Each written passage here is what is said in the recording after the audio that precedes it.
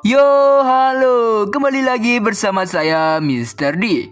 Ya, karena manhwa ini sangat beresiko ya teman-teman kalau gak pakai filter hitam putih. Jadi Mimin buat hitam putih saja, biar bisa berlanjut juga alur ceritanya. Oke, kalau begitu, sebelum memulai videonya, alangkah baiknya kalian tekan tombol subscribe terlebih dahulu.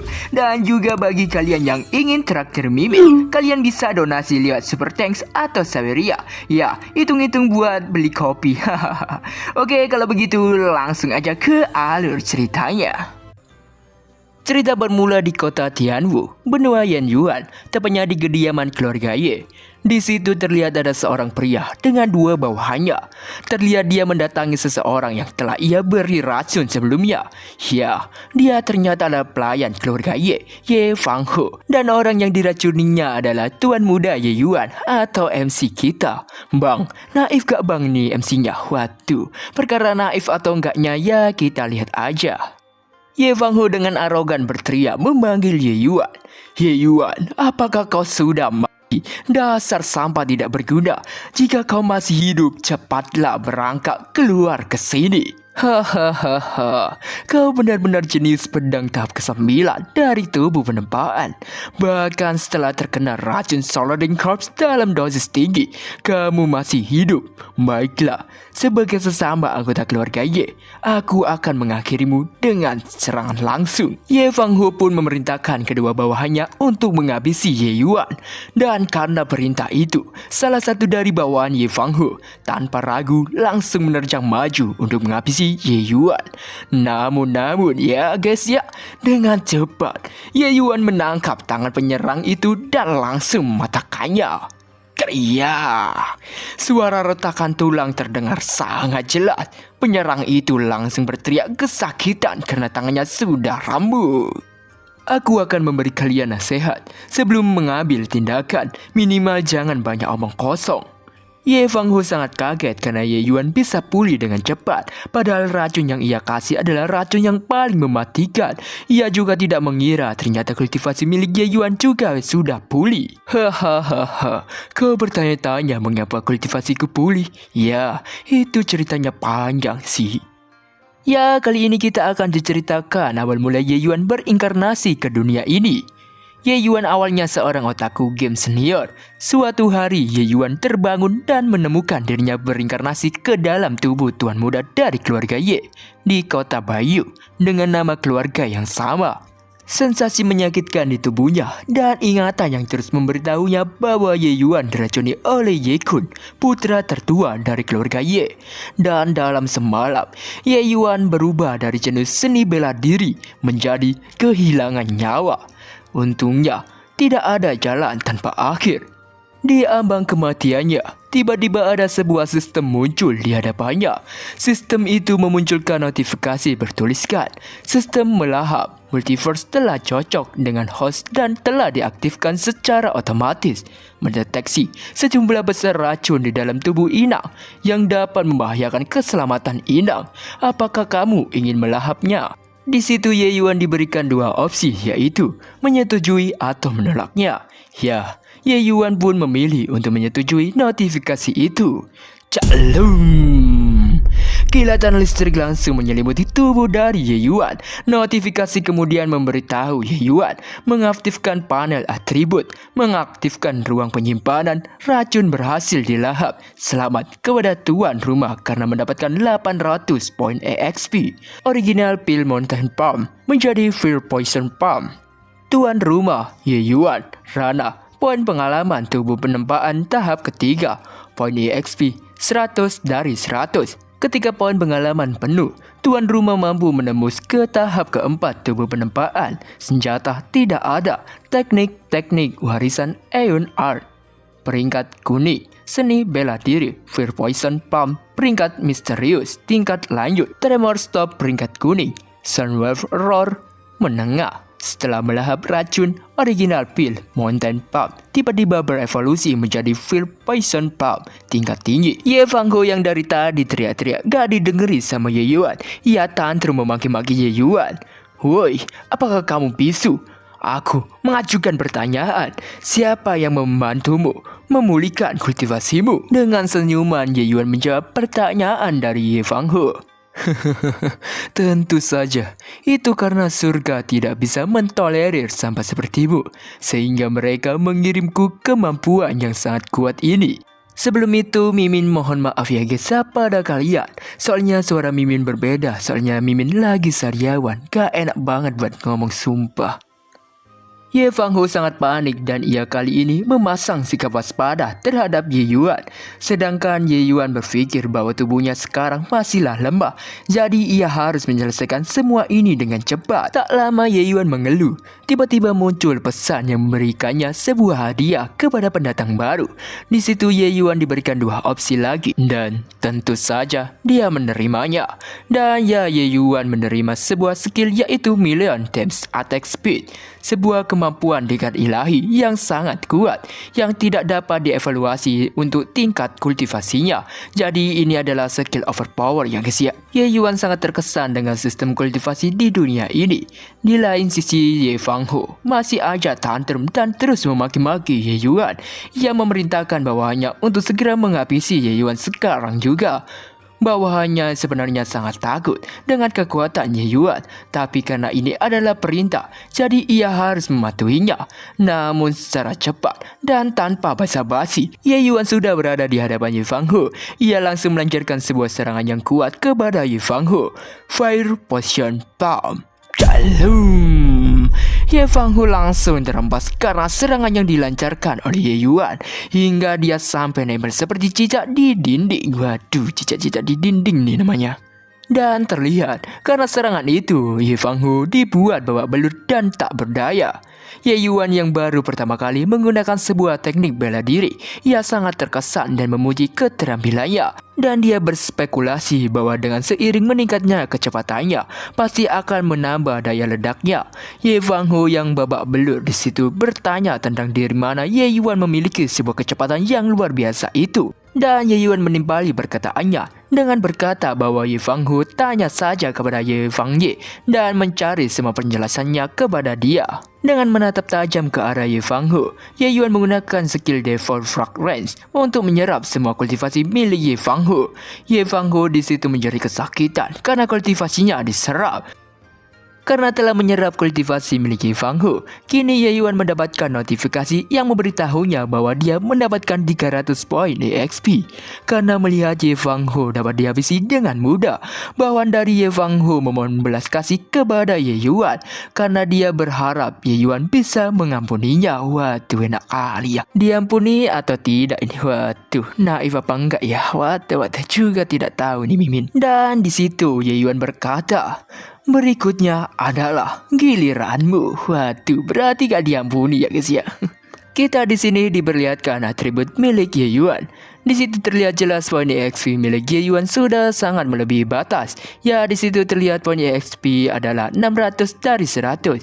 Ya, karena poin yang dimiliki sudah melebihi ambang batas, jadi Ye Yuan bisa meningkatkan ke tahap keempat dari pengerasan tubuh. Scene kini beralih di pinggiran luar pegunungan bulan hitam. Di situ terlihat Ye Yuan tengah membantai segerombolan monster bagong. Dengan hanya menggunakan tinjunya, Ye Yuan bisa dengan mudah mengalahkan Raja Bagong. Di situ Ye Yuan menggunakan Default untuk menyerap esensi dari Raja Bagong dan berhasil memperoleh 100 poin EXP. Dan kini Ye Yuan berhasil mencapai tahap kelima dari body transfer. Ya, setelah 2 hari latihan, Ye Yuan bisa menaikkan ke tahap kelima body transfer yang tadinya hanya berada di tahap ketiga. Ya, semua itu karena sistem belahap milik Ye Yuan. Karena sistem belahap itu bisa melahap pil, teknik kultivasi, dan juga batu roh. Terlihat sebelumnya Ye Yuan yang berhasil mengalahkan Ye Fanghe. Ia menemukan sebuah pil dan menyerap semua pil itu. Dan tidak hanya itu saja, Devour bisa mengubah sebuah pil bisa menjadi pil tingkat tinggi dengan cara menyatukan semua pil itu. Dan juga selain kultivator, binatang iblis juga merupakan target utama untuk dilahap. Jadi, dengan melahap binatang iblis juga bisa meningkatkan kultivasi dengan cepat. Namun, persyaratannya untuk melahap binatang iblis itu sama dengan melahap kultivator. Ia harus memastikan bahwa target terluka parah atau posisi sekarat. Iya, dengan melahap makhluk yang tidak hidup, Ye Yuan bisa memulihkan semua lukanya. Tapi di sini yang buat admin bingung yaitu ini ya guys ya. Kan tadi ada muncul notifikasi kalau Ye Yuan sudah berada di tahap kelima body transfer. Tapi ini dialognya Ye Yuan masih kurang banyak untuk naik ke body transfer. Ya entahlah, mungkin translatornya typo atau mungkin Mimin yang salah baca. Oke lanjut. Sesudah Ye Yuan mengalahkan kelompok Bagong dan melahap esensinya, kini dia mulai bergerak dan kembali ke kediamannya. Di situ Ye Yuan mengeluh karena sebenarnya ia ingin menghabisi semua monster iblis itu saat strike-nya masih penuh dan meningkatkan kekuatannya dengan cepat. Tapi dia tidak menyangka kalau ada sebuah larangan di dalam penghalang tersebut. Ye Yuan pun mulai membuka pintu kediamannya. Namun secara tiba-tiba ada sebuah serangan yang ingin menyerang Ye Yuan. Dengan refleks yang cepat, Ye Yuan berhasil menghindari serangan tiba-tiba itu. Dan ya, pelaku penyerangan itu mulai menunjukkan batang hidungnya. Salah satu dari penyerang itu atau pimpinan dari penyerang itu memaki marah kepada Ye Yuan karena Ye Yuan telah berani menghabisi orang-orangnya, dan kita dijelaskan oleh pengarang tentang identitas dari orang itu. Ia adalah Ye Kun, putra pertama berada di tahap body transfer. Di situ Ye Kun membawa beberapa pasukannya. Mereka cukup kuat karena mereka berada di tahap ketujuh body transfer. Ye Kun memuji Ye Yuan karena bisa bertahan dari racun yang mematikan, dan tidak hanya itu saja. Ye Kun cukup kaget karena Ye Yuan sudah berada di tahap kelima body transfer hanya dengan 2 hari saja. Ya, tapi bagi Ye Kun itu tidak masalah. Dan dengan percaya diri, Ye Kun menerjang maju ke arah Ye Yuan dan ingin menyiksa Ye Yuan dengan tangannya sendiri. Namun ya guys ya, serangan itu bukanlah apa-apa bagi Ye Yuan karena dengan mudah Ye Yuan bisa menangkap tangan Ye Kun. Bahkan Ye Kun sendiri cukup kaget dengan kecepatan yang dimiliki Ye Yuan. Tanpa ampun Ye Yuan langsung mematahkan tangan dari Ye Kun. Ye Kun pun berteriak gembira karena tangannya dipatahkan oleh Ye Yuan. Ya, padahal posisinya lagi tidak diuntungkan, tapi masih saja mulut dari Ye Kun tidak bisa diam dan masih bisa merendahkan dan mengancam Ye Yuan. Tak berhenti dari itu saja, Ye Yuan melanjutkan dengan mematahkan kaki milik Ye Kun. Kriya! Bunyi retakan tulang yang memanjakan telinga terdengar amat jelas. Dibuat teriak-teriak tantrum lagi tuh si Ye Kun. Bawahan Ye Kun yang tak terima tuannya disiksa oleh Ye Yuan mencoba melancarkan serangan untuk menyelamatkan tuannya dari cengkeraman Ye Yuan.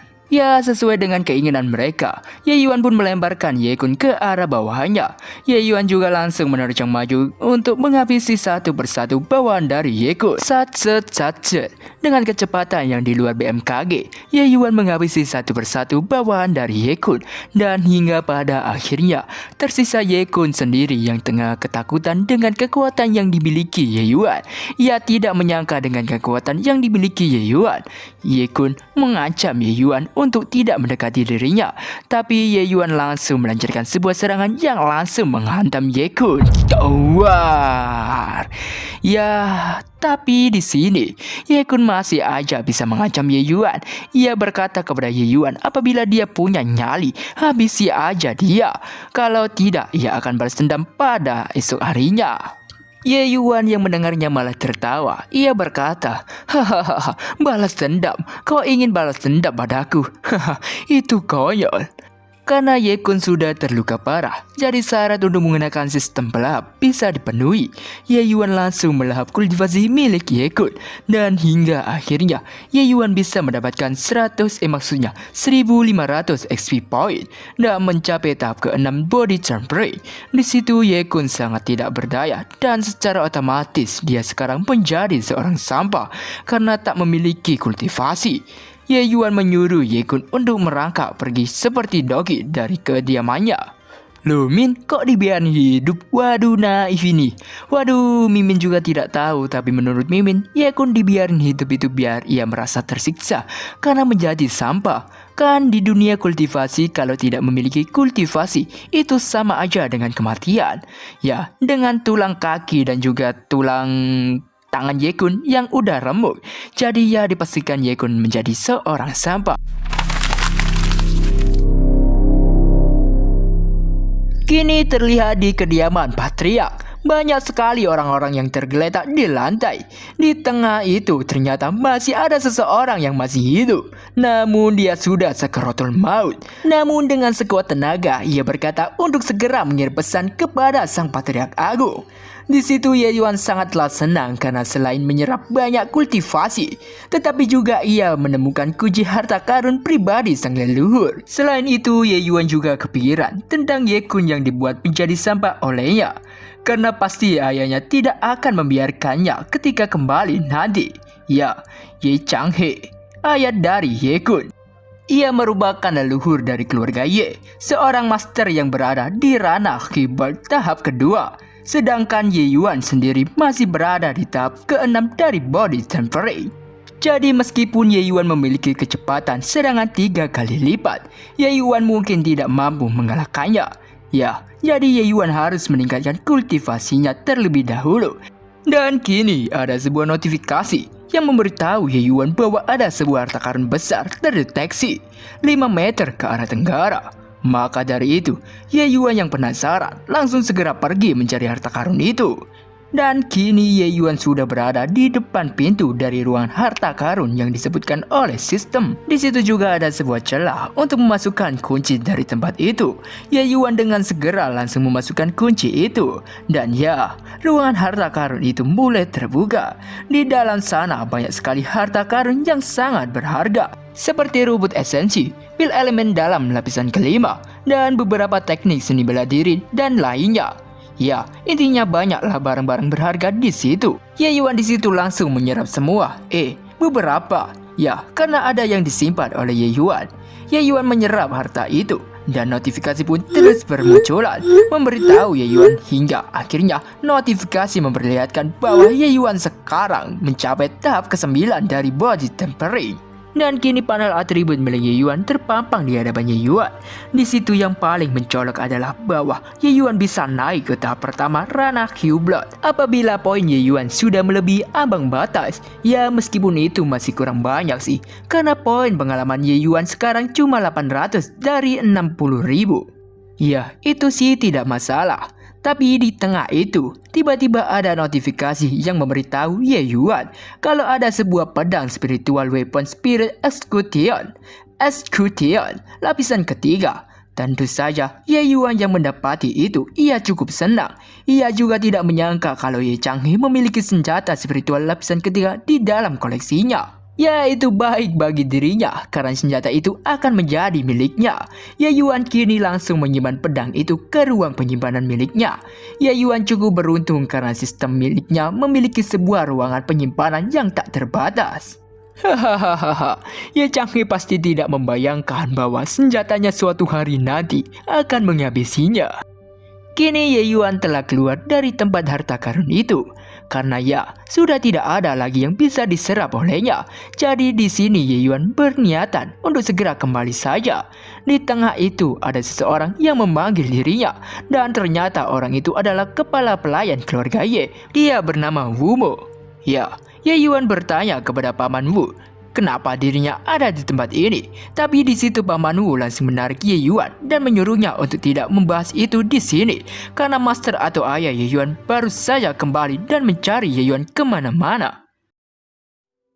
Scene kini beralih di kediaman Ye Yuan. Di situ ada seseorang yang tengah terluka parah, bahkan batuknya mengeluarkan cairan merah. Ya, dia adalah master keluarga Ye Wung Suang, ayah dari Ye Yuan. Seorang pelayan yang ada di situ sangat khawatir dengan kondisi ayah Ye Yuan. Ia menyuruhnya untuk lebih baik untuk beristirahat saja karena luka yang dialaminya cukuplah parah. Dan juga tuan muda Ye Yuan pastilah baik-baik saja. Tapi ayah Ye Yuan tidak mau percaya sebelum ia melihat Ye Yuan dengan matanya sendiri. Tak lama ia berkata begitu. Secara tiba-tiba Ye Yuan sudah ada di hadapannya. Ye Wu Suang yang melihat Ye Yuan masih baik-baik saja, ia sangat terharu. Di lain sisi Ye Yuan yang melihat ayahnya yang tengah terluka, ia sangat khawatir. Dan ia bertanya kepada Paman Wu tentang apa yang terjadi pada ayahnya. Paman Wu pun jelaskan kepada Ye Yuan bahwa sang master keluarga yang mendengar Ye Yuan diracun, ia berusaha untuk mencari sebuah penawar racun. Dia terluka parah karena dia memasuki rawa berkabut yang berbahaya untuk memusnahkan binatang iblis. Dan kini ayah Ye Yuan menyuruh pelayannya untuk mengambil ramuan yang ia dapatkan untuk mengobati racun yang ada di tubuh Ye Yuan. Ya, padahal semua racun yang ada di tubuh Ye Yuan sudah menghilang. Ayah Ye Yuan kemudian memberikan ramuan itu kepada Ye Yuan. Ya, itu adalah misterius eliksir. Meskipun efeknya hanya bisa menetralkan 30% racun saja, tapi ayah Ye Yuan berharap itu bisa membuat Ye Yuan jadi lebih baik. Dan sisanya nanti ia akan mencari ramuan yang bisa menghilangkan seluruh racunnya. Ye Yuan sangat terharu dan terkesan dengan pengorbanan ayahnya. Meskipun ramuan itu hanya bisa menetralkan 30% saja, tapi ia telah berkorban dan mempertaruhkan nyawanya demi anaknya. Ya, itulah bukti sejati dari pengorbanan seorang ayah. Meskipun dirinya terluka sakit parah, lelah, lapar, kedinginan, namun demi keselamatan dan kebahagiaan seorang anak, ia rela mengorbankan semuanya. Kasih sayang seorang ayah adalah bukti dari sebuah pengorbanan sejati. Ya, maaf, Mimin terbawa suasana ya guys ya. Ye Yuan kemudian menggunakan skillnya untuk menyembuhkan semua luka yang dialami ayahnya. Bahkan ayahnya dibuat kaget karena tingkat kultivasi milik Ye Yuan meningkat dan dia membantunya untuk menyembuhkan lukanya. Ye Yuan beralasan bahwa dia telah tercerahkan oleh seorang master dan racun di tubuhnya juga telah terangkat. Ye Yuan juga memberitahu ayahnya bahwa kultivasinya sekarang sudah kembali dan sekarang berada di tahap ke-9 dari body transfer. Ye Yuan juga memberikan sebuah ramuan penyembuh kepada ayahnya. Ayah Ye Yuan mengira ramuan itu dikasih oleh master milik Ye Yuan. Di sini Ye Yuan menjelaskan bahwa dia mendapatkannya saat menggeledah ruang harta Ye Changhe. Dan tidak hanya itu saja, Ye Yuan juga berkata bahwa dirinya juga menghancurkan hadiah milik Ye Kun dan membuatnya tidak bisa berkultivasi mulai sekarang. Waduh, kok agak belibet ya aku. Ya, semua orang yang mendengarnya dibuat kaget dan tak percaya dengan kenekatan Ye Yuan. Bahkan Paman Wu dan si pelayan berpikir ayah Ye Yuan pasti akan memarahi dengan semua yang dilakukan Ye Yuan. Namun di situ tidak sesuai dengan yang mereka pikirkan, karena ayah Ye Yuan malah tertawa dan memuji Ye Yuan. Hahaha, bagus sekali bocah. Aku tidak menyangka kamu akan melakukan sesuatu yang luar biasa selama aku pergi, seperti yang diharapkan dari anakku. Di sisi lain, Paman Wu dan si pelayan tengah panik tentang sesuatu yang akan terjadi pada mereka. Ya, di situ ayah Ye Yuan juga sedikit menasihati Ye Yuan karena Ye Yuan telah membuat Ye Kun menjadi cacat. Jadi, Ye Changhe pasti tidak akan membiarkannya. Ya, meskipun ayah Ye Yuan adalah kepala keluarga Ye, tapi dia telah diasingkan oleh Ye Changhe selama bertahun-tahun karena kultivasinya mengalami stagnasi pada tahap pertama kiblat. Dan 5 dari 8 leluhur memutuskan untuk memilih Ye Changhe. Mereka memiliki niatan untuk menggulingkan ayahnya Ye Yuan sebagai kepala keluarga. Jadi ayah Ye Yuan meminta Ye Yuan untuk selalu berhati-hati. Ye Yuan meminta ayahnya untuk tidak khawatir karena dirinya akan membuat orang-orang itu masuk hidup-hidup dan tidak bisa keluar hidup-hidup. Tak lama kemudian ada seseorang dengan arogan mendobrak pintu dan berteriak meminta semua orang yang ada di situ untuk mendengarkannya. Dengan petentang-petenteng, orang itu berkata bahwa Patriark Agung memerintahkan semua orang yang ada di situ untuk menghadiri ruang dewan. Dan ia juga menegaskan apabila ada penundaan, itu tidak akan ditoleransi. Waduh. Kini beralih di ruangan dewan. Terlihat di situ banyak sekali orang yang sedang berkumpul. Salah satu dari orang itu menyampaikan pesan kepada Ye Changhe bahwa Ye Yuan sudah berani memukul orang-orang mereka dan dia juga menyiksa Tuan Muda Ye Kun. Selain itu juga, Ye Yuan mengambil kunci ruangan harta dan mengambil semua hartanya. Ia memohon kepada Ye Changhe untuk membalaskan dendam Tuan Muda Ye Kun.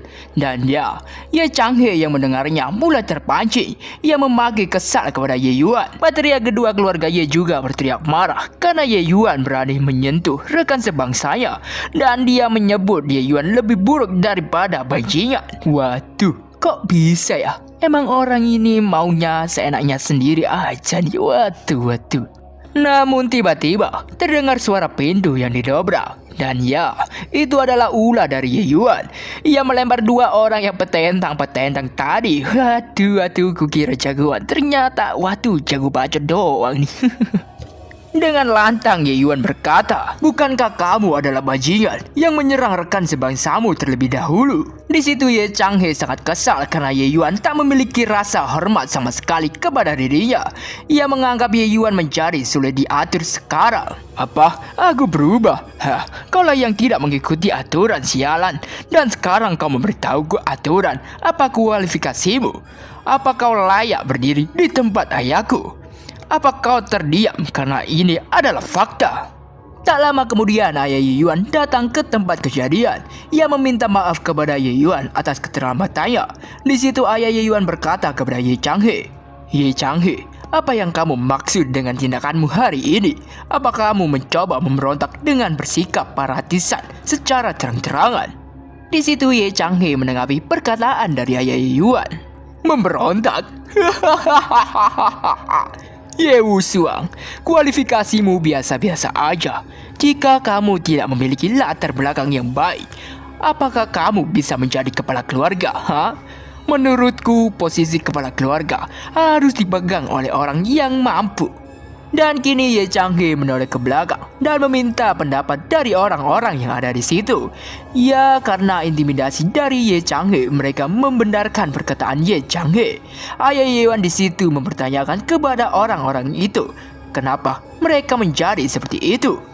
Dan ternyata keluarga mereka tengah diancam.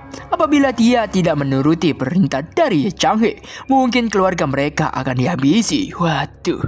Ye Wusuang, jika kamu menghabisi anak brengsekmu itu sekarang juga, aku akan mengasihanimu dan mengampuni hidupmu. Ye Yuan di situ tersenyum dan berkata kepada Ye Changhe bahwa dia berarti ingin menjadi kepala keluarga. Maka dari itu, Ye Yuan ingin melihat seberapa besar kemampuan milik sang patria. Ye Yuan langsung menerjang maju ke arah Ye Changhe. Bahkan Ye Changhe dibuat kaget dengan kecepatan milik Ye Yuan. Mereka berdua beradu skill milik mereka masing-masing. Ye Yuan menggunakan Fire Poison Plum dan sedangkan Ye Changhe menggunakan Dark Wind Plum. Boom! Peraduan serangan imbang sehingga membuat semua orang yang ada di situ tak percaya karena Ye Yuan bisa mengimbangi kekuatan Ye Changhe yang berada di kiblot tahap kedua. Ye Changhe memaki-maki Ye Yuan terus-menerus hingga akhirnya Ye Yuan berkata, "Hei, tidak bisakah kamu diam? Aku punya banyak kejutan untukmu." Dan kini Ye Yuan mengeluarkan pedang dari ruang penyimpanannya dan langsung menembaskannya ke arah Ye Changhe. Ya, Ye Changhe yang melihat pedang itu, ia sadar bahwa pedang itu adalah miliknya. Namun ya, Ye Changhe pun terkapar tak berdaya mengeluarkan cairan merah. Bagaimana rasanya kehilangan nyawa dengan pedangmu sendiri, ha? Di tengah itu tiba-tiba ada seseorang yang menyerang Ye Yuan secara diam-diam. Shalom. Untungnya Ye Yuan bisa menghindari serangan itu. "Ye Yuan, kamu tidak hanya menghancurkan menantu pilihan keluarga Ye Kun, tapi sekarang kamu dengan ceroboh menghabisi Ye Changhe. Apakah kamu benar-benar mengabaikan keluargamu?" Iya, orang-orang berjubah itu adalah orang-orang dari keluarga Yang. Keluarga yang merupakan salah satu 4 keluarga besar yang memegang posisi kuat di Kabupaten Xinjiang. Dahulu kala Ye Kun ingin menikah dengan keluarga Yang. Keluarga Yang tidak hanya ingin keluarga Ye bergabung dan keluarga mereka, namun mereka juga meminta seluruh keluarga Ye untuk melepas nama keluarga asli mereka dan menjadi keluarga anak perusahaan dari keluarga Yang. Ya, intinya keluarga Yang ingin menghapus keluarga Ye dari peradaban. Ya. Tidak heran orang tua itu begitu sombong. Mungkinkah dia mencoba menyanjung keluarga Yang? "Keluargaku bukanlah keluarga bergengsi, tapi kami tidak akan melakukan hal buruk seperti itu." Orang dari keluarga Yang itu memaki kesal kepada Ye Yuan, dan ia juga menyuruh Ye Yuan untuk mengakhiri hidupnya sendiri, dan ia akan membuat ayah Ye Yuan mokat dengan tenang. Rekan dari orang itu meminta untuk dirinya saja yang menyiksa Ye Yuan. Ia langsung mengeluarkan pedang miliknya. Ia kemudian menerjang maju mengayunkan pedangnya ke arah Ye Yuan. Namun dengan mudah ya guys ya, Ye Yuan bisa menahan pedang itu hanya dengan 2 jarinya. Orang itu sangat kaget karena serangannya dapat ditahan dengan mudah oleh Ye Yuan. Sepertinya ranah kiblat tahap kedua tidak sekuat itu ya. Dan Ye Yuan pun langsung menghabisi orang itu. Semua orang yang melihatnya dibuat melongo tak percaya dengan apa yang mereka lihat. Orang di situ menganggap Ye Yuan gila karena berani menghabisi sang patriark agung dan juga utusan keluarga Yang. Di situ Ye Yuan berkata, "Aku baru saja mengembalikan apa yang mereka coba lakukan padaku. Jika ada yang ingin menghabisiku, aku akan menghabisi mereka kembali." Di situ Ye Yuan mengeluarkan sebuah teknik pedang dan ratusan pedang siap untuk mencabik-cabik targetnya. "Aku akan memberimu dua pilihan sekarang. Kalian bisa menuruti ayahku dan bersumpah setia padanya, atau aku akan mencabik-cabik kalian." Dan teruntuk orang-orang dari keluarga Yang, Ye Yuan tahu kalau mereka sangat setia kepada Master Yang. Jadi Ye Yuan memutuskan untuk menghabisi mereka saja. Ye Yuan langsung melancarkan ratusan pedang ke arah orang-orang dari keluarga Yang. Orang itu pun memasang sebuah barrier untuk menahan serangan milik Ye Yuan. Tapi ya, tetap saja itu tidak berguna karena pedang Ye Yuan bisa menembus barrier milik orang itu. Dan akhirnya orang itu pun mokat. Waduh. Ye Yuan kemudian menyerap kultivasi milik orang-orang itu. Dan kini notifikasi pun muncul memberitahu bahwa Ye Yuan mendapatkan 60.000 poin pengalaman. Waduh. Jadi Ye Yuan sekarang sudah berada di ranah kiblat tahap kedua. Dan tidak hanya itu saja, kecepatan serangan Ye Yuan juga meningkat menjadi 5 kali lipat. Dari sini Ye Yuan baru sadar cara untuk meningkatkan kecepatannya adalah ia harus meningkatkan ranahnya juga. Di sisi lain, para pengkhianat itu yang gak mau kehilangan nyawa, mereka meminta belas kasih kepada Ye Yuan. Mereka semua bersujud di hadapan Ye Yuan, berharap nyawa mereka bisa diampuni. Ye Yuan menatap ke arah semua orang yang ada di situ dan berkata bahwa dia akan membiarkan orang-orang yang terpaksa mengikuti Ye Changhe, namun tidak untuk orang-orang yang sepenuhnya membantu Ye Changhe. Dan yang paling utama ialah 5 pengkhianat. Ye Yuan ingin orang-orang itu dicabut kultivasinya dan dibuang di penjara bawah tanah. Mereka tidak dapat dilepaskan sampai mereka mokat. Waduh, andai aja para koruptor juga kayak gini ya. Wata. Di situ juga Ye Ming, sang patria ketiga, maksudnya kedua, digeret paksa oleh pasukan milik Ye Yuan. Ia memaki-maki Ye Yuan dan juga Ye Yuan telah berani mencari banyak musuh.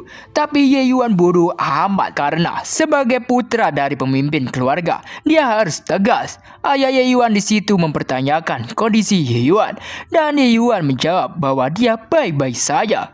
Ayah Ye Yuan juga berkata kepada Ye Yuan karena Ye Yuan sudah dewasa dan memiliki pemikiran seperti pemimpin keluarga. Jadi ia lega jika posisi kepala keluarga nanti dipegang oleh Ye Yuan. Ye Yuan kemudian bertanya tentang Secret Black Moon.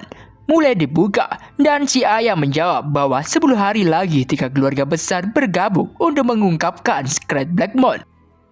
Secret Black Moon terletak di bagian terdalam pegunungan Black Moon dan merupakan gua rahasia yang ditinggalkan oleh kekuatan yang hebat sejak dahulu kala. Itu dijaga oleh 3 keluarga besar kota Baiyun. Gua rahasia itu penuh dengan aura spiritual dan terdapat banyak binatang iblis yang kuat. Ada juga banyak harta berharga dan langka di dalamnya, menjadikan tempat perlindungan yang sangat baik untuk dikembangkan oleh seni bela diri. Untuk mencegah pemulung seni bela diri tanpa akhir yang akan menghabiskan sumber daya.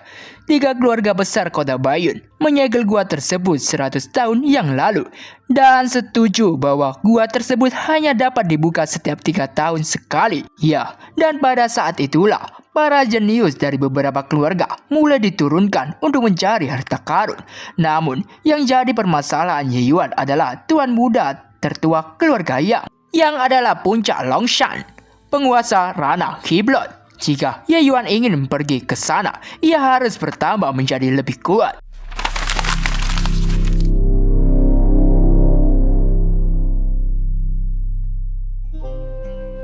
Di episode sebelumnya, setelah kematian dari patriark pertama atau Ye Changhe, semua orang yang terlibat dalam rencana kudeta, mereka akan diberi hukuman besar, terutama 5 leluhur atau patriark. Ye Yuan juga berencana untuk ikut dalam Secret Black Moon. Dan kini kita akan menuju ke episode yang sekarang. Scene dibuka di sebuah danau dekat air terjun. Yayuan di situ tengah menyelam ke dasar air. Ya, Yayuan diberitahu oleh sistem kalau ada sebuah harta karun di dasar. Dan karena itulah ia sekarang sangat semangat untuk mendapatkannya. Untungnya juga Yayuan di situ sudah meminum sebuah pil water avoidant. Jadi dia tidak khawatir kalau dia tidak bisa menahan nafas di dalam air. Setelah berenang cukup lama, kini akhirnya Yayuan menemukan harta karun itu. Dan karena itulah kini Yayuan bisa menembus ke ranah kiblat tahap ketiga. Terlihat jelas profil milik Yayuan sekarang jauh berbeda dengan saat awal masuk ke dunia ini. Setelah mendapatkan harta karun itu, kini Yayuan memutuskan untuk segera kembali ke permukaan. Tapi, apesnya di sini ya teman-teman, Yayuan kembali ke permukaan tidak pas waktunya. Karena di situ ada seorang wanita dengan menggunakan baju mandi tepat di hadapan Yayuan. Waduh. Yayuan kaget. Wanita itu kaget. Saya pun kaget. Wadah. Ya langsung teriak-teriak dia melihat ada seorang laki-laki di hadapannya. Yayuan di situ berusaha untuk melarikan diri dari wanita itu. Tapi si wanita tak ingin membiarkan Yayuan pergi begitu saja. Wanita itu mengejar Yayuan. Bahkan dia berusaha untuk melancarkan sebuah serangan ke arah Yayuan. Yayuan langsung menahan serangan itu. Dan ia berusaha menjelaskan kepada wanita itu bahwa semua itu adalah salah paham. Namun, si wanita tiba-tiba memuntahkan cairan merah dan langsung ambruk. Tapi jatuhnya itu loh, aduh. Setelah Yayuan memeriksanya, ternyata wanita itu mengalami luka yang cukup parah. Tak lama dari itu juga, tiba-tiba datang segerombolan pasukan berkuda. Mereka ternyata adalah orang-orang dari geng Wild Horse. Lebih tepatnya, mereka adalah kelompok pencuri. Mereka terkenal sering menjarah kota dan melakukan segala macam kejahatan. Orang berkepala pelontos atau pimpinan dari geng itu menyuruh Yayuan untuk segera memberikan wanita itu kepada dirinya. Kalau tidak, dia akan menghabisi Yayuan. Waduh. Botak pelontos itu bersiap mengeluarkan pedangnya dari sarungnya. Namun dengan sekejap mata, Yayuan sudah ada di belakang botak pelontos itu. Ya, tanpa banyak cakap, Yayuan dengan sekejap mata membuat botak pelontos itu menuju ke alam kubur. Wadah. Bawaan dari botak pelontos itu gak terima pimpinannya dihabisi oleh Yayuan. Mereka dengan amarah berniatan untuk menghabisi Yayuan. Namun yang namanya kroco, ya tentu saja tidak ada panel pertarungan yang sangat memanjakan mata. Terlihat mereka sudah mokat begitu saja. Di situ, Yayuan juga langsung menyerap semua kultivasi milik para geng perampok berkuda itu. Namun lah anjir lah ini, si cewek nempel banget kayak cicak. Wadah. Oh iya teman-teman, Mimin kelewatan ini. Sedikit info, para geng perampok itu, mereka rata-rata berada di ranah kiblat tahap pertama. Dan karena itulah, Yayuan bisa memperoleh 220.000 poin pengalaman dari menyerap seluruh pasukan itu. Tidak hanya itu saja, Yayuan kini sudah menembus ke ranah kiblat tahap keempat.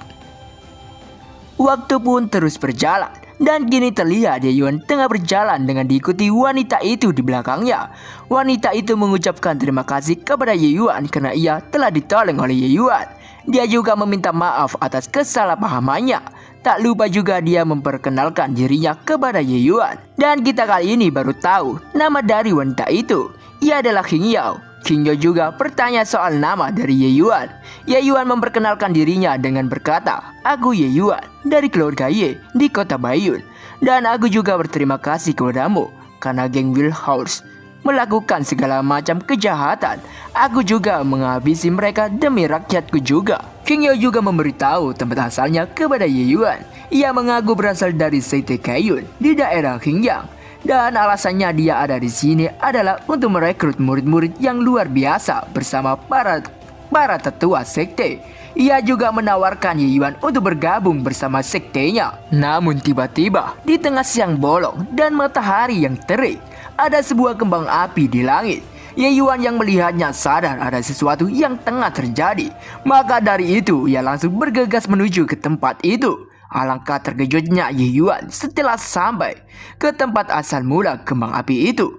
Ia sangat terkejut karena menyaksikan seluruh anggota keluarganya tergeletak tak berdaya. Ia bertanya kepada salah satu orang yang ada di situ mengenai semua yang tengah terjadi di tempat ini. Namun tiba-tiba dalang dari semua kekacauan itu pun muncul. Ya, dia adalah Yang Hingmu, kepala pelayan keluarga Yang, berada di ranah kiblat tahap keempat. Ia memaki kesal kepada Ye Yuan karena dia berani merusak pernikahan antara keluarga Ye dan keluarga Yang. Selain itu, Ye Yuan berani menghabisi dua daikennya. Yang Hingmu yang masih menganggap Ye Yuan adalah seorang sampah yang kehilangan kultivasinya. Ia terus merendahkan Ye Yuan. Di lain sisi, ayah Ye Yuan yang tak ingin anaknya terluka, ia meminta Ye Yuan untuk segera pergi. Tapi Ye Yuan yang melihat ayahnya sudah dibuat babak belur dan kata-kata makian yang dilontarkan oleh Yang Hingmu dengan kecepatan yang tak bisa dirasakan oleh semua orang yang ada di situ. Ye Yuan menumbangkan beberapa pasukan milik Yang Hingmu.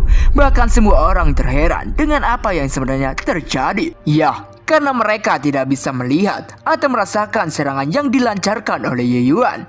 Yang Hingmu juga tidak menduga seseorang yang dirumorkan sebagai sampah ternyata begitu kuat. Karena berhasil menghabisi beberapa pasukan milik Yang Hingmu, Ye Yuan juga berhasil menyelamatkan ayahnya dari tangan Yang Hingmu.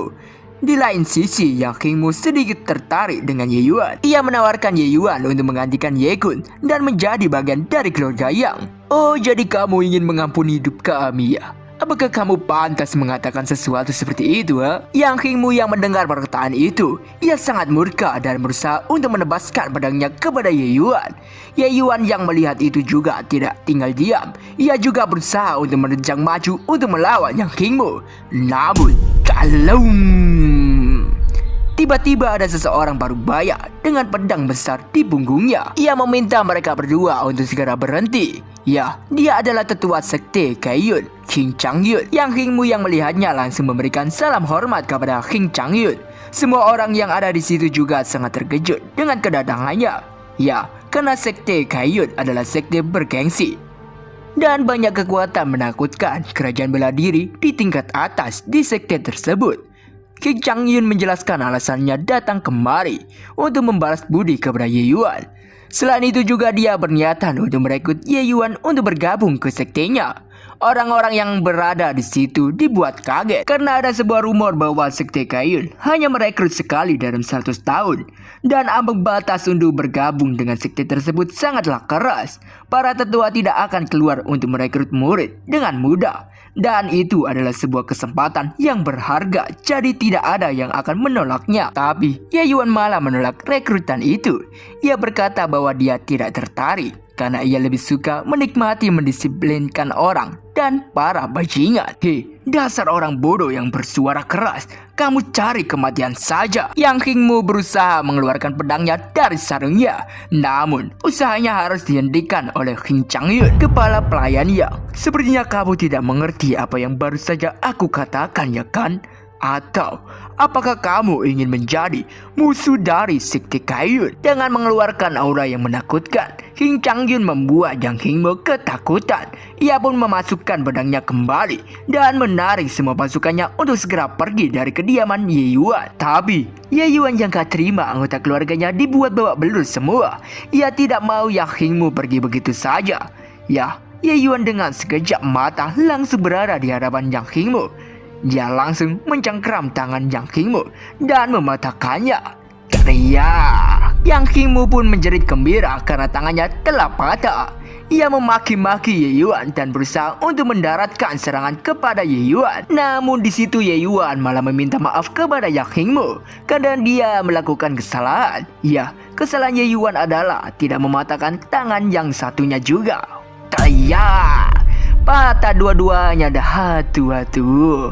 Sayang sekali ya, gak bisa. Itulah. Karena telah mendisiplinkan atau membuat patah kedua tangan Yang Hingmu. Kini Ye Yuan mengizinkan Yang Hingmu untuk segera pergi dari tempatnya. King Changyun juga menyuruh Yang Hingmu untuk tidak melawan, karena kalau tidak, dia akan menanggung konsekuensinya. Yang Hingmu yang tidak bisa apa-apa, hanya bisa mengumpat kesal kepada Ye Yuan. Ia juga mengancam Ye Yuan. Dia akan membalas dendam 2 kali lipat di masa depan. Ye Yuan yang mendengar itu, Ya santai-santai aja, karena menurut Ye Yuan, yang King Mu itu tidak memenuhi syarat untuk melakukannya. Semua orang-orang dari keluarga Yang semua berlarian meninggalkan kediaman Ye Yuan. Di situ juga ayah Ye Yuan sangat bersyukur dengan kedatangan Ye Yuan yang tepat waktu. Karena apabila Ye Yuan tidak datang, kemungkinan tidak akan terbayangkan konsekuensinya. Tidak lupa ia juga berterima kasih kepada King Changyun karena telah mempermudah urusan mereka. Shi Changyun tidak keberatan dengan itu semua. Ia juga meminta ayah Ye Yuan untuk tidak usah terlalu formal kepada dirinya. Ia juga memperjelas niatan asli dia sebenarnya. Ya, karena Xiao terus memaksa Shi Changyun untuk berterima kasih kepada Ye Yuan. Karena Ye Yuan telah menyelamatkan hidup dari Xiao, Shi Changyun juga memberikan sebuah rencana kepada Ye Yuan. Rencana itu diberikan kepada Ye Yuan karena siapa tahu Ye Yuan berubah pikiran dan ingin bergabung ke sektenya. Jadi dengan menggunakan rencana itu, Ye Yuan bisa bergabung tanpa adanya tes. Ya, bisa disebut koneksi dari dalam. Waduh, Ye Yuan memperhitungkan semua itu. Karena Secret Black Moon sebentar lagi dibuka, jadi tidak ada salahnya untuk menerimanya. Ia kemudian berterima kasih kepada Shi Changyun karena sudah mempermudah dirinya. Ya, karena semua urusannya ia rasa sudah selesai. Shi Changyun berpamitan kepada Ye Yuan. Setelah kepergian Shi Changyun, bawahan Ye Yuan juga melaporkan bahwa beberapa orang dari keluarga mereka mengalami luka parah. Ya, meskipun tidak ada korban jiwa, tapi semua itu anggota yang ingin bergabung dalam Secret Black Moon. Ye Yuan di situ menenangkan semua orang karena dia memiliki sebuah harta karun yang sangat berguna untuk mereka. Dia kemudian mengeluarkan sebuah eliksir penyembuh dengan tingkat tinggi dan jumlahnya juga tidak main-main karena terlihat jelas di situ sangatlah banyak eliksir tingkat tinggi. Selain untuk menyembuhkan luka, eliksir itu bisa meningkatkan ranah orang yang meminumnya. Ye Yuan juga meminta orang-orang yang mampu untuk ikut bersamanya pergi ke Secret Black Moon. Semua anggota keluarga Ye Yuan dengan semangat, mereka siap untuk mengikuti tuan muda mereka. Hari demi hari pun berlalu. Hingga kini sudah lewat 7 hari setelah kejadian yang terjadi di kediaman Ye Yuan. Dan sekarang kita menuju ke penggunaan Black Moon, tepatnya dekat pintu masuk Secret Black Moon. Kelompok Ye Yuan sudah siap untuk memasuki Secret Black Moon. Namun tiba-tiba ada seseorang yang menyapa kelompok mereka. Dia adalah Chao Yuanle, berada di tingkatan ke-6 Realm Kiblat. Dan orang di sampingnya adalah Chao Xiao, tuan muda keluarga Chao, putra dari Chao Yuanle. Chao Yuanle mempertanyakan keberadaan Ye Changhe kepada ayah Ye Yuan. Karena yang ia ingat beberapa tahun terakhir, yang memimpin klan adalah Ye Changhe. Ayah Ye Yuan menjelaskan bahwa sampah itu bukan lagi bagian dari keluarga mereka. Tak lama juga ada seseorang yang langsung merendahkan orang-orang dari keluarga Ye. Dia menganggap keluarga Ye sekarang telah mengalami kemunduran. Ya, dia adalah Chen Yingfeng, berada di ranah Kiblat, master dari keluarga Chen. Orang di sampingnya adalah putranya, Chen Tianglong. Mereka terus menganggap remeh keluarga Ye, karena di tahun-tahun sebelumnya, keluarga Ye adalah keluarga paling lemah dan selalu menjadi kacung di Secret Black Moon. Malah sekarang mereka tidak membawa pelayan khusus. Tapi Ye Yuan berkata bahwa di tahun ini akan berbeda. Ia juga menegaskan bahwa pelayan khusus masihlah diperlukan. Maka dari itu mereka akan memberikan pelayanan khusus pada tahun ini. Semua anggota keluarga Ye mengeluarkan sebuah aura sangat kuat sehingga menyebabkan tekanan yang luar biasa kepada orang-orang yang ada di situ. Kedua kepala keluarga itu terdiam mengelungut, tidak menduga dengan kekuatan keluarga Ye yang sangat kuat. Ye Yuan membuyarkan lamunan kedua tetua itu dan menyuruh untuk segera membuka segel Secret Black Moon. Chen Yingfeng berteriak kepada Ye Yuan untuk membuktikan kekuatan mereka nanti di dalam Secret Black Moon. Ya, dia tidak takut dengan keluarga Ye meskipun mereka begitu kuat, tapi mereka belum bisa menandingi keluarga Chen. Ye Yuan yang mendengarnya tidak gentar sama sekali. Dan kini ketiga keluarga mulai menggabungkan kekuatan mereka untuk membuka segel Secret Black Moon. Hingga pada akhirnya pintu Secret Black Moon pun terbuka. Ketiga keluarga pun bersiap untuk memasuki Secret Black Moon. Pada akhirnya, mereka semua kini sudah berada di dalam Secret Black Moon. Baru saja mereka masuk, tapi mereka sudah banyak menemukan harta karun yang berharga. Ye Yuan juga menerima sebuah notifikasi yang memberitahu bahwa ada banyak harta karun suci di daerah 1 km ke arah barat laut. Dengan adanya notifikasi itu, Ye Yuan merasa dia akan lebih mudah menemukan harta karun di Secret Black Moon. Ye Yuan kemudian mengajak bawahannya untuk segera pergi karena mereka harus segera kembali sebelum matahari terbenam. Namun di situ ternyata ada Cao Xiong yang tengah mengawasi semua pergerakan Ye Yuan. Bawahan Cao Xiong memberitahu Cao Xiong untuk segera bergerak karena kalau tidak, keluarga Ye akan mendapatkan semua harta karunnya. Tapi Cao Xiong bersikap santai karena ia menganggap keluarga Ye adalah sekelompok idiot yang berlari cepat. Mereka juga akan diuntungkan dengan keluarga Ye bergerak di depan. Jadi mereka akan bergerak di belakang sedangkan keluarga Ye akan membersihkan semua halangan di depan. Waduh. Dan setelah keluarga Ye menemukan harta karunnya, mereka akan merebutnya dan menghabisi Ye Yuan. Tapi bawahan Cao Xiong sedikit khawatir apabila mereka menghabisi Ye Yuan, karena pasti keluarga Ye nanti tidak akan mengampuni mereka. Hahaha, persetan dengan itu semua. Wilayah Secret Black Moon ini penuh dengan binatang buas. Bagaimana keluarga Ye bisa punya bukti bahwa kita yang melakukannya? Pada saat itu, selama kita mengatakan bahwa binatang buas yang melakukannya, tidak ada yang akan tahu bahwa kita yang menghabisinya. Namun dengan kecepatan yang tiada tara, Ye Yuan sudah ada di hadapan Cao Xiong dan menghunuskan pedangnya ke leher Cao Xiong. Semua orang di situ sangat kaget dengan kedatangan Ye Yuan yang secara tiba-tiba. Bawahan Cao Xiong bersiap untuk bertarung dan meminta Ye Yuan untuk segera melepaskan tuan muda mereka. Entahlah apa yang di dalam pikiran para villain, karena sudah di dalam posisi terancam, malah mengancam. Waduh, Cao Xiong mengancam Ye Yuan dengan reputasinya yang menjadi tuan muda dari keluarga Cao. Ia menganggap Ye Yuan tidak akan berani melakukannya. Tapi, ya, karena si MC gak naif, jadi tidak takut dengan ancaman itu. Ye Yuan menyayat leher Cao Xiong hingga cairan merah mengucur deras. Kenapa aku tidak berani melakukannya? Aku tidak hanya berani menyakitimu, tapi aku akan menghabisimu. Cao Xiong mengancam Ye Yuan. Apabila Ye Yuan berani menghabisinya, ayahnya pasti tidak akan mengampuninya. Setelah dipikir-pikir, Ye Yuan membenarkan perkataan Cao Xiong. Tapi bagaimana bisa keluarga Cao bisa memiliki bukti? Karena di tempat ini banyak sekali binatang buas. Maka dari itu, mereka tinggal mengatakan kematiannya disebabkan oleh binatang buas. Jadi tidak ada yang tahu kalau Ye Yuan yang menghabisi Cao Xiong. Karena perkataan itu, Cao Xiong menjadi panik dan ia berusaha untuk segera melarikan diri. Tapi dengan mudah Ye Yuan menangkap dan langsung menghisap kultivasi miliknya. Scene kini beralih di interior of the Secret Black Moon. Di situ terjadi pertarungan, tidak, lebih tepatnya pembantaian para monster serigala. Karena dengan mudah para pasukan Ye Yuan dapat menghabisi para monster serigala. Panel profil milik Ye Yuan kini terpampang amat jelas di hadapan Ye Yuan. Ya, sangat jelas di situ poin milik Ye Yuan masih belum cukup untuk naik ke tingkat selanjutnya.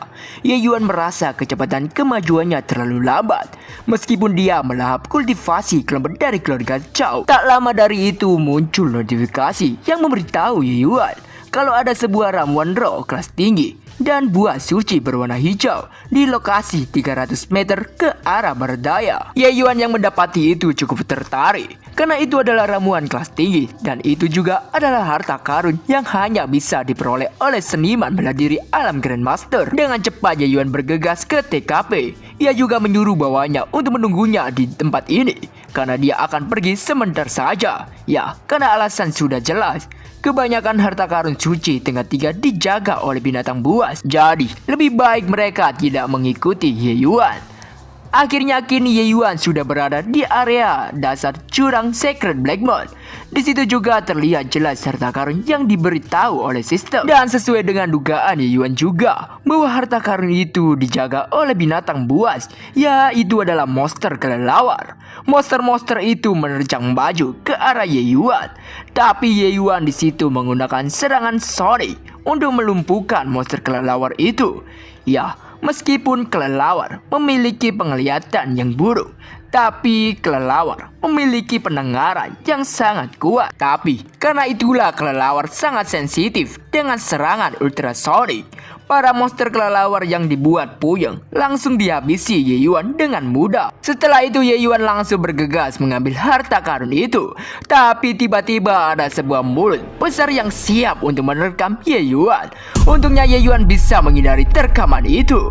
Dan terlihat banyak sekali monster buaya yang amat besar. Itu adalah buaya bersisi hitam, binatang iblis kelas 3. Dengan melompat dari atas pedangnya, Ye Yuan bersiap untuk menghabisi para monster. Ye Yuan juga mengeluarkan teknik pedang cahaya roh. Hingga terbentuklah ratusan bahkan ribuan pedang. Bedang-bedang itu berputar layaknya sebuah tornado yang siap untuk mencincang apapun yang ada di jangkauannya. Para monster itu tanpa memberikan perlawanan apapun, mereka harus mokat dengan instan. Karena telah menghabisi monster-monster itu, Ye Yuan mendapatkan 500.000 poin pengalaman. Dan juga ia sekarang naik ke alam kiblat tahap ke-7. Jadi Ye Yuan naik 2 tingkat ya. Waduh. Setelah membersihkan semua halangannya, Ye Yuan merasa buah suci itu akan menjadi miliknya.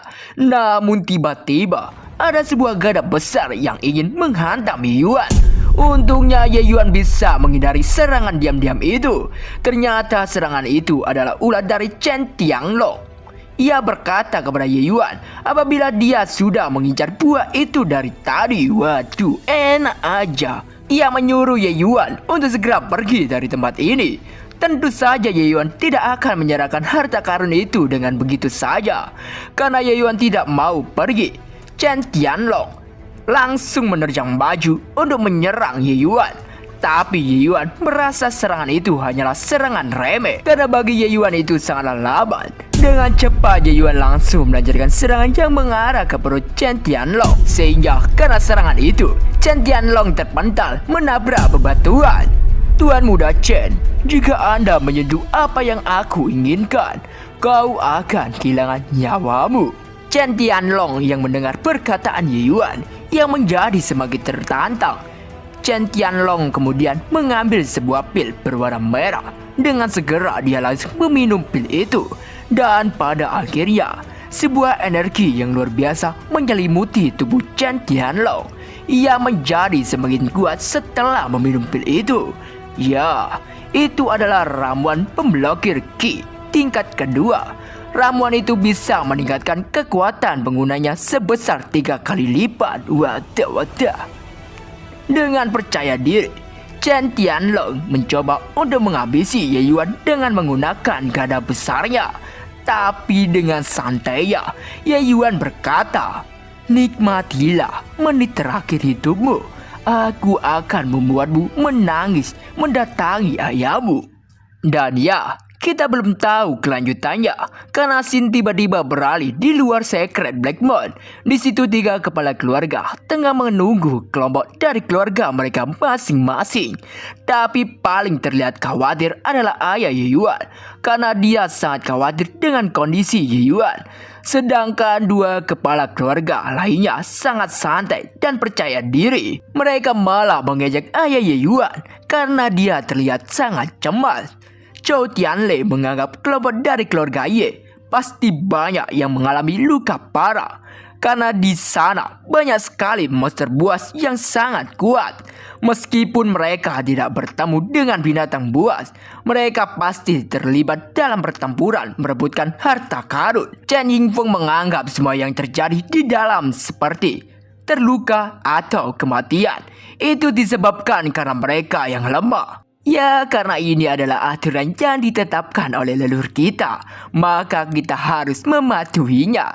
Kita harap Master Yi tak akan menantangnya. Hahaha. Ayah Ye Yuan menimpali perkataan itu. Ia membenarkan kalau ia mengkhawatirkan anaknya, tapi bukan soal keselamatannya, melainkan ia takut anaknya terlalu bersenang-senang dan tak mau berhenti. Waduh. Dan tak lama dari itu, kelompok dari Chen Tianglong keluar dari Secret Black Moon dengan kondisi babak belur. Chen Yinfeng yang melihat anaknya terkapar tak berdaya, ia langsung berlari ke arahnya. Ia langsung mempertanyakan apa yang sebenarnya terjadi. Dengan sisa-sisa tenaganya, Chen Tianlong memberitahu ayahnya bahwa semua ini adalah ulah dari Ye Yuan. Chen Tianlong juga di situ mengalami luka yang amat parah karena semua tulangnya remuk. Waduh. Beberapa saat kemudian, kelompok dari Ye Yuan keluar dari Secret Black Moon. Master Cheng, putramu yang baik sedang menangis memanggil dirimu saat di dalam. Jadi, aku berbaik hati untuk membawanya keluar untuk menemui ayahnya. Kau tak perlu berterima kasih padaku. Chen Yingfeng di situ berusaha untuk membangunkan anaknya, tapi tidak ada tanggapan sama sekali. Dan karena itulah, ia sangat murka dengan Ye Yuan. Selain itu juga, Chou Yuanle mempertanyakan kelompok dari keluarganya kepada Ye Yuan. Dan Ye Yuan menjelaskan bahwa dia sudah memberikan perlindungan yang istimewa. Tapi di dalam Secret Black Moon sangatlah berbahaya. Jadi, dia tidak bisa menjaga mereka dengan baik. Waduh, alasan aja. Chou Yuanle tahu kalau Ye Yuan pasti melakukan sesuatu kepada kelompok dari anaknya. Ia menuduh Ye Yuan menjebak anaknya. Waduh, padahal Ye Yuan lah yang mau dijebak nih. Chou Yuanle juga menghasut Chen Yingfeng untuk menghabisi Ye Yuan sekarang juga. Ayah Ye Yuan di situ memperingati Chou Yuanle karena semua itu adalah sebuah aturan yang sudah ditetapkan oleh leluhur. Kalau mereka melakukan itu, mereka melanggar aturan itu. Waduh, padahal dia yang sudah mengingatkan malah sekarang dia malah melanggarnya. Wadah. Karena amarah yang sudah memuncak, Chou Yuanle bertekad untuk menghabisi Ye Yuan. Tapi belum saja melancarkan aksinya, Ye Yuan sudah mencengkram leher Chou Yuanle. Master Chou, jika kau tak bermain sesuai dengan aturan, maka aku tak akan bersikap sopan sekarang juga. Cerot! Chou Yuanle pun mokat karena cengkeraman Ye Yuan. Bahkan Chen Yingfeng sangat kaget dengan kejadian itu. Tidak mau berhenti dari situ saja, Ye Yuan kini menargetkan Chen Yingfeng untuk dihabisi juga. Tapi berbeda dengan Chou Yuanle, Chen Yingfeng memberikan perlawanan kepada Ye Yuan. Dia langsung menyerang Ye Yuan dengan menggunakan tombak miliknya. Ye Yuan juga langsung mengadu serangan itu dengan pedang miliknya dengan melompat ke atas yang bertujuan untuk melancarkan sebuah tendangan kepada Ye Yuan. Tapi serangan itu harus gagal karena Ye Yuan menyadari serangan itu. Ye Yuan dengan cepat bisa menghindari serangan Chen Yingfeng. Bahkan dia dibuat kaget karena kecepatan Ye Yuan yang gak ngotak. Chen Yingfeng masih ngotot untuk menghabisi Ye Yuan, menerjang maju dan langsung melancarkan sebuah serangan. Namun serangan itu dapat ditahan dengan mudah oleh Ye Yuan. Ye Yuan di situ mengejek keterampilan milik Chen Yingfeng yang sangatlah buruk. Dia juga menghancurkan tombak milik Chen Yingfeng dan langsung melancarkan serangan yang mencabik-cabik tubuh Chen Yingfeng. Hingga pada akhirnya Chen Yingfeng pun tergeletak tak berdaya. Chen Yingfeng memperingati ayah Ye Yuan apabila hubungan dari ketiga keluarga besar yang bersatu selama ratusan tahun sekarang mulai hancur karena keluarga Ye. Ia takut kalau dua keluarga besar bersatu untuk menyerang keluarga Ye. Oleh karena itu, ia meminta belas kasih kepada Ye Yuan untuk mengampuni hidupnya. Waduh, enak kali ya. Kalau hidupnya diampuni, keluarganya siap menjadi bawahan dari keluarga Ye. Wadah. Ye Yuan menganggap tiga keluarga besar sudah terlalu lama hidup damai di kota Baiyun. Oleh karena itu, mulai sekarang hanya ada satu keluarga besar yang ada di kota Baiyun, dan itu adalah keluarga Ye. Ye Yuan mengungkit semua keburukan dua keluarga lainnya. Mereka dengan semena-mena menjatuhkan dan merendahkan keluarga Ye secara terang-terangan ataupun tertutup. Ye Yuan sudah tahu itu semua, dan karena itulah Ye Yuan tak ragu mengirim Chen Yingfeng pergi ke neraka. Kelas dan bersambung ya teman-teman. Waduh. Ya, terima kasih ya teman-teman telah menonton video ini. Mohon maaf apabila ada suatu kata yang kurang pantas atau tidak kalian mengerti. Saya Mr. D undur diri dan sampai bertemu lagi.